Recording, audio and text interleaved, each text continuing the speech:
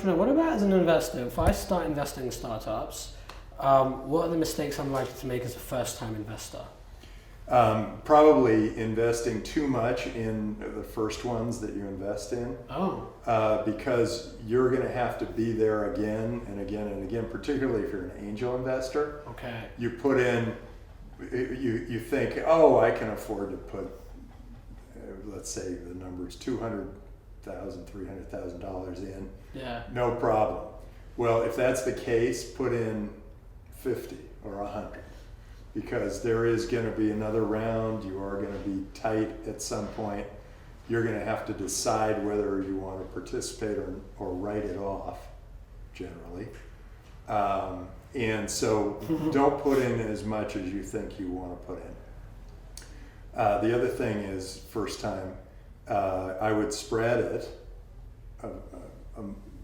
so you're well diversified.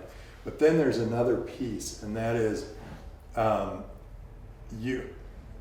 it's funny because you're a great entrepreneur. You will have a hard time spotting other great entrepreneurs. Really? Huh. Yeah, because you're going to have to sort of see in them what you were when you were getting started, and in a lot of cases, you have to love that person, and then you probably will be an extraordinary judge of entrepreneurs. But at first, you're going to sort of think, hey, I did it, anybody can do it. And you'll start throwing money around. Oh, because like a victim of your own success. Yeah, you confirmation think, bias. well, you right? just think everybody's like you and they can all do just what you did. But it takes a while. You have to kind of go back and say, wait, is this person capable of making all those sacrifices that I made to get to where I got? Is that a thing? And I think you've got to make sure that they have it in them. And then the other thing is, don't do it to make money, or you will lose it all. If you're thinking, hey, I can do this so I can make money, don't even start. But you're supposed to make money if you do this. You are investing, If right? you do it right, you will. And here's how you do it right. Yeah. You do it for the mission.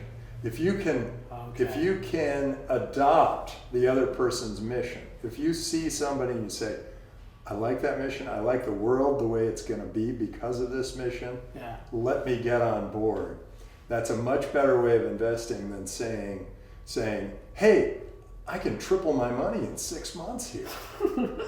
As soon as you start thinking you're going to make money quickly or at all, it changes the whole game. It's like, I don't know, I'm a horrible golfer, but anytime I bet in golf, I lose even worse. I'm even worse at that because then I'm thinking of the money instead of thinking of the putt.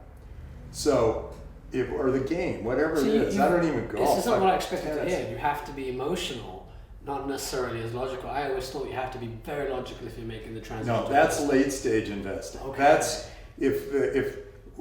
if you've seen product market fit, things grown, it's going super fast. Then it's all the numbers. It's like you put in $1, you get $5 out. Right. Hey, this is a good investment. Okay. Then you go, oh, I get it. What you just hire 5 more salespeople and you're going to do really well. So when does advice change then? What stage are you talking about? I'm talking about early. Until anywhere seed A, maybe even B. So a couple of $1 million investments usually. Yeah, things that are in that. Idea through to early stage revenue, like 5-10 million revenue, then it stops? Then you have to be logical? Well, then after that, you do want to start saying, well, now wait a second. How are you making your money here? Are you making money? Right. How much, what's your CAC and what's your LTV and what's your this and that? Then you start looking at it from a purely numbers game and you go, wow, if this works the way I think it's going to work, this is going to be really great. And the other thing you look at that stage is how big is this market?